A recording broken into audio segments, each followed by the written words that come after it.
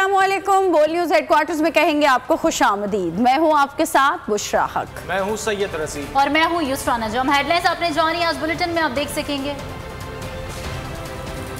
बंद कमरों में plan A B, mister X Y से मुकाबला, पीटीआई की जीत, तख्ते लाहौर का मुकाबला, कराची में बारिश और पहले दिन का खेल खत्म। बुलेटिन में सबसे पहले बात करेंगे इमरान खान के बयान की। वो कहते हैं कि बंद कमरों में प्लान ए बनता है, फिर बंद कमरों में प्लान बी बनता है। बंद कमरों में जो मंसूबा बनाया गया उसका पाकिस्तान को क्या फायदा हुआ? चेयरमैन तहरीक इंसाफ इमरान खान का PFUJ की जानिब से मुनक्किदा तकरीब से खिताब। कहा, मजबूत फौज हमारा असासा है। हम अपने मुल्क में कमजोर फौज के मुतहम्मिल नहीं हो सकते। जिन ममालिक में अफवाज कमजोर थी उन मुल्कों का हाल सब ने देखा। पब्लिक और फौज के दरमियान फासले बढ़ते गए तो नुकसान होगा। फौज को कभी कमजोर नहीं हम अफोर्ड कर सकते। हमारे इर्द गिर्द सारे मुसलमान दुनिया की आपके सामने एग्जाम्पल्स हैं। सारी आप सीरिया ले लें, यमन, सीरिया, सोमालिया, अफगानिस्तान, एक एक लेकर सबका जो हाल हुआ है जब क्योंकि वो डिफेंड नहीं अपने आप को कर सकते। पाकिस्तान के पास बहुत बड़ा एसेट है, ताकतवर फौज। इसको हमें बचाना है, क्योंकि अगर पब्लिक के अंदर और फौज के अंदर फासले बढ़ते रहे जो बढ़ रहे हैं तो इससे इवेंचुअली फौज को नुकसान है और पाकिस्तान को नुकसान है। जब हमारी इस्टेब्लिशमेंट को डिफ्रेंशिएट करना चाहिए, कब आप तामीरी तनकीद कर रहे हैं और कब आप डैमेज कर रहे हैं उसको, इसमें फ़र्क है। जब आप उनको ये कहते हैं कि आप जब एक इस्टेब्लिशमेंट के फुटप्रिंट इस तरह आ जाता है कि सहाफ़ियों को पकड़ पकड़ के आप ये कर रहे हैं और जो थोड़ी सी भी आप समझे कि तनकीद हुई है फौज की तो आपने एक्शन ले लिया, ये नुकसान दे रहा है हमारी फौज को, इससे फायदा नहीं हो रहा।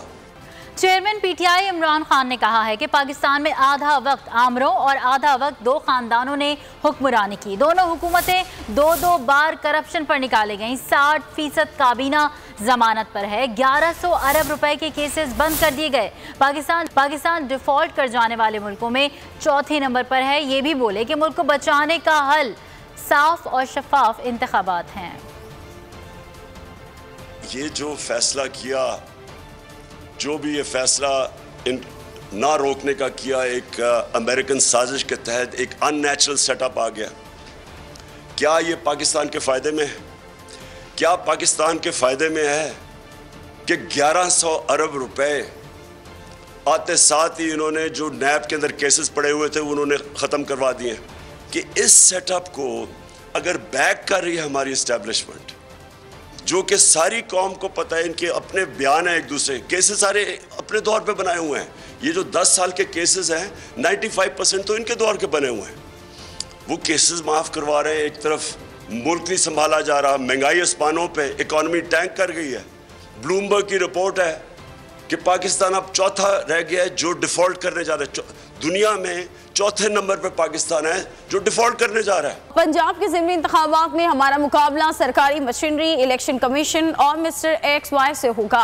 PTI के चेयरमैन इमरान खान का बयान। चेयरमैन PTI ने कहा कि इतवार के रोज़ जब पंजाब में मेरी टीम ज़िमनी इंतखाबी मारके में बैक वक्त मुस्लिम लीग नवाज, रियासती मशीनरी, मुतासिब election commission, mister X and mister Y के खिलाफ बरसरे पैकार होगी, तो इसके लिए ये एक पैगाम है जिसे निगाहों के सामने रखना होगा। बल्ला चलाओ, मुल्क बचाओ। लाहौर हाईकोर्ट ने ज़िमनी इलेक्शन में ECP का मुतालिका हल्के से ही पोलिंग एजेंट्स मुकर्रर करने का नोटिफिकेशन मुअत्तल कर दिया। डॉक्टर यास्मीन राशिद ने इलेक्शन कमीशन की जानिब से ज़िमनी इंतखाबात के लिए पोलिंग एजेंट्स की तैनाती का फैसला चैलेंज किया था। पाकिस्तान तहरीक इंसाफ के वकील का कहना था कि पोलिंग एजेंट्स कहीं से भी लिए जा सकते हैं, ज़रूरी नहीं है पोलिंग एजेंट्स मुतालिका हल्के का ही हो। पहले भी यही होता था, लेकिन अब तो इलेक्शन कमीशन ने बाकायदा नोटिफिकेशन जारी कर दिया है। अदालत ने कहा कि बाहर से कोई खलाई मखलूक तो नहीं आनी, इलेक्शन कमीशन को साफ शफाफ तरीके से इलेक्शन कराने चाहिए। लाहौर हाईकोर्ट ने इलेक्शन कमीशन का मुतालिका हल्के से पोलिंग एजेंट्स मुकर्रर करने का नोटिफिकेशन मुअत्तल कर दिया। अदालत ने कहा सिर्फ ज़िमनी इंतखाबात के लिए ये नोटिफिकेशन नोटिफिकेशन मुअत्तल किया गया। ज़िमनी इंतखाबात के बाद इलेक्शन कमीशन रूल्स में तरमीम करके पोलिंग एजेंट्स की तकर्री मुतालिका हल्के से करने का हुक्म दिया जा सकता है।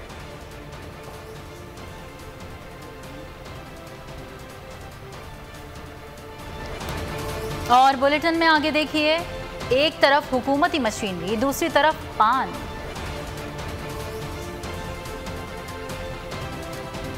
और नून लीग ने नई रेत डाल दी।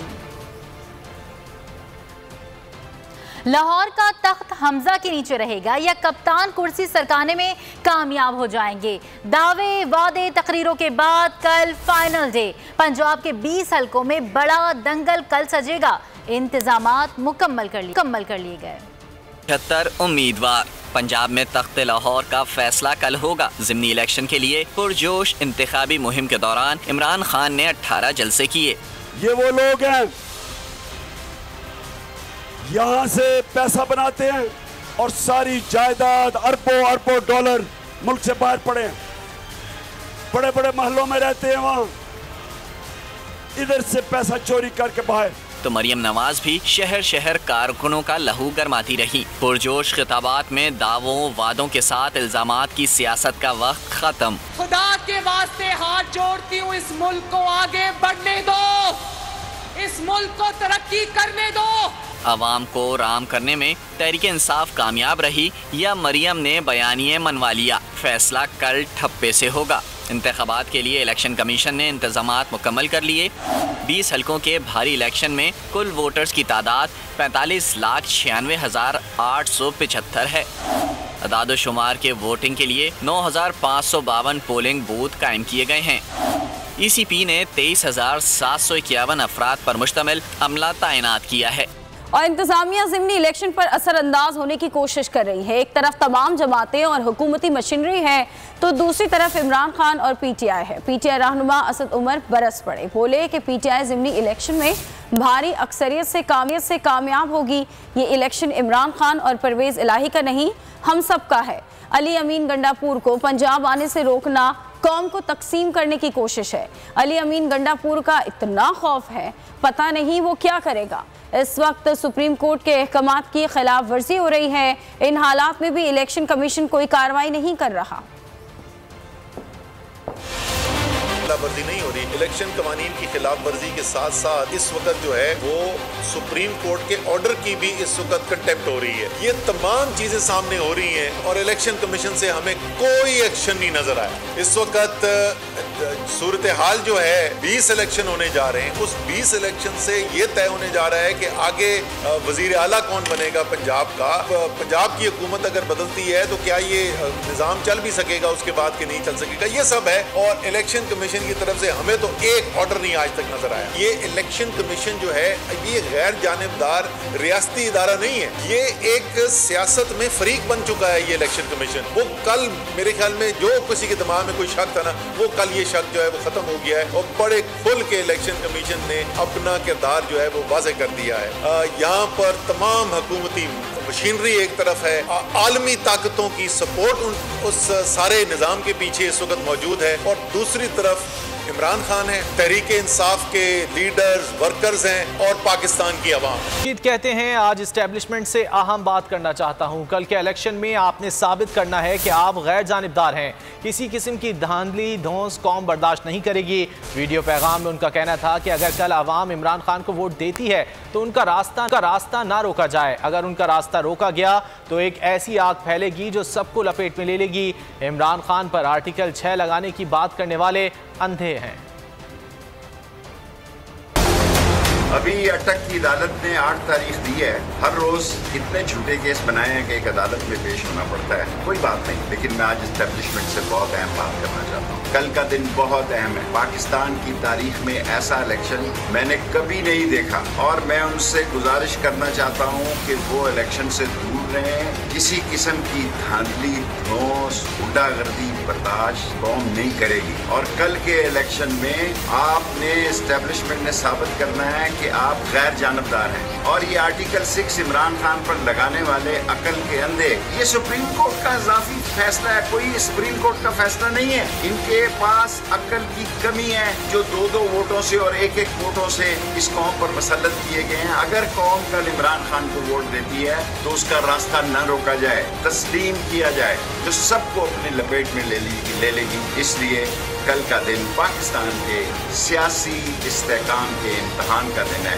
और इसमें अवाम को फैसला करने का हक होना चाहिए और किसी को मुदाखलत नहीं है। इमरान खान का बयानिया पाकिस्तान के अवाम के दिलों में बस गया है। कल इंशाअल्लाह पाकिस्तान तहरीक इंसाफ ही अक्सरियत से जीतेगी। पीटीआई रहनुमा शिबली फराज ने कहा, मुल्क में कुछ तबके और ऐसी पार्टीज हैं जो शफाफ इंतखाबात नहीं चाहते। मुझे इस बात पर फख्र है कि इमरान खान के बयानिए से पाकिस्तानियों को शऊर आया है। इमरान ने जो बयानिया लेकर चले थे वो पाकिस्तान के अवाम के दिलों में बस गया है। जो सरकारी मशीनरी है वो हर तरह के हरबे इस्तेमाल कर रही है। मैं जहाँ पे भी गया तो मुझे यही इत्तलात मिली कि जो लोकल एडमिनिस्ट्रेशन है वो इन्फ्लुएंस करने की कोशिश कर रही है इन इलेक्शंस के नताइज को। तो मैं ये खबरदार करना चाहता हूँ कि देखें जी, जो भी एडमिनिस्ट्रेशन है वो किसी पार्टी के या किसी खास तबके के नुमाइंदे नहीं है। वो हुकूमत पाकिस्तान जो कि पाकिस्तानी अवाम के लिए उनको तनख्वाहें मिलती हैं और वो कोई किसी ऐसी एक्टिविटी में इन्वॉल्व नहीं होंगे जिससे कि इलेक्शन या तो मशकूक हो या जो है तो इलेक्शंस पे असरअंदाज होने की कोई भी कोशिश की जाए। पाकिस्तान तहरीक इंसाफ और उनके वर्कर पूरी तरह से तैयार भी हैं और विजिलेंट भी हैं और वो चीज़ों को देख रहे हैं। एक तो शऊर बहुत आ गया है लोगों में। और एक तरफ इमरान खान, दूसरी जानब चोरों का टोला। कल तारीखी इलेक्शन होने जा रहा है। तहरीक इंसाफ के उम्मीदवार कामयाब होंगे। पीटीआई रहनुमा अली जैदी का दावा। कहा कि इमरान खान 21 जुलाई को हैदराबाद और 22 को कराची में 3 बड़े प्रोग्राम्स करेंगे। कराची में जारी लसानी कशीदगी में मसालिहत की पेशकश कर दी। इमरान खान खड़े हैं और पूरी पाकिस्तान की अवाम उनके साथ खड़ी है और दूसरी तरफ चोरों का टोला है। ये जितने चोर हैं साथ इकट्ठे हो गए क्योंकि खान साहब जब से सियासत उन्होंने शुरू की है, मुझे हमेशा से याद है वो एक ही बात कहते थे, एक नायका के सारे इकट्ठे हो जाएंगे। सब सब्र तहम्मुल से काम करें और बात करें, आपस में बैठ के और डिस्कशन करें। जो डिस्कशन और बड़े बैठ जाए बीच में, आप चाहते हैं कि तहरीक इंसाफ को रोल प्ले करें, तहरीक इंसाफ तैयार है। वो वाहिद जमात है जिसमें कोई लसानियत का कॉन्सेप्ट नहीं है।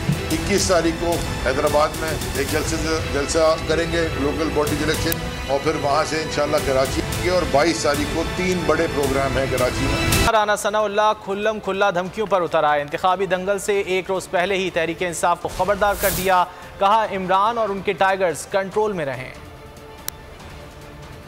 खुल्ला धमकियाँ, जीत गए तो ठीक, हार गए तो तहरीक इंसाफ की खैर नहीं। राना सनाउल्लाह खुलकर सामने आ गए। इमरान खान और कारकुनों को धमकाने लगे। एक नहीं, 2 नहीं, कई इल्जामात की बौछार कर दी। कहा, परवेज खटक, असद कैसर, अली मोहम्मद खान और मुराद सईद इन फसादियों को शेल्टर दे रहे हैं।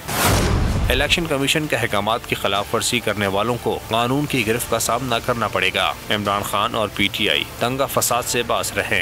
इशारों किरायों में वज़ीर दाखिला ने संगीन धमकी देते हुए कहा, इमरान खान की सियासत का जनासा निकल चुका है, अब रस्म कुल और तदफीन बाकी है। धांधली से कबल धौंस का इस्तेमाल। नून लीग जबरदस्ती पर उतर आई। शुरा को डरा धमका कर जलसों में लाया गया। शेर पर मोहर का हुक्म भी सादिर करवाया गया। मामला क्या है, जानते हैं इस रिपोर्ट में।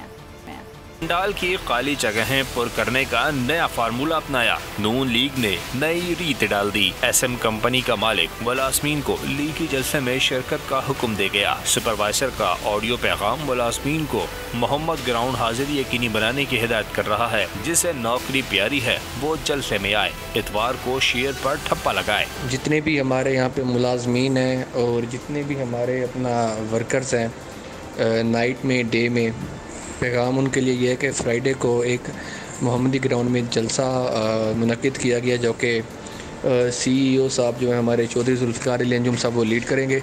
और जितने भी हमारे फैक्ट्री के मुलाजमीन हैं उन्होंने ये बात वो तहैया कर लें कि उन्होंने उस जलसे में लाजमी शिरकत करनी है। मगर कप्तान के कारकुन घबराए नहीं। आपने सबसे पहले घबराना नहीं है, आपने बल्ले को सिर्फ मोड़ लगानी है। इमरान का पैगाम फरामोश न किया। टाइगर्स ने जो दिल में था कह दिया। हमारी कंपनी वाले जबरदस्ती लेकर आए हैं। कितने पैसे दे के आए हैं? हमें 1 रुपया भी नहीं दिया, कोई भी पैसा नहीं दिया। क्या करने आई अगर आप मरियम नवाज का जलसा और आप हम सिर्फ अपनी कंपनी की वजह से आए हैं। ठीक है, कंपनी कौन सी आपकी? जिस कंपनी की वजह से आए हैं। हम वोट देंगे तो सिर्फ इमरान खान को देंगे और किसी को नहीं देंगे। बस हम देखने आए, निकाल दे। कोई किसी को खाने का नहीं देता, हर कोई कमा कर खाता। वोट की इज्जत के दावेदार हुसूल वोट के लिए हर हद से गुजरने लगे। नून लीग कीमे वाले नान का लालच देकर वोटर्स को लुभाती रही है, मगर अब की बार धौंस धमकी से काम लिया जा रहा है। सिलसिला भी जारी। वक्त हुआ है ब्रेक का, और ब्रेक के बाद देखिए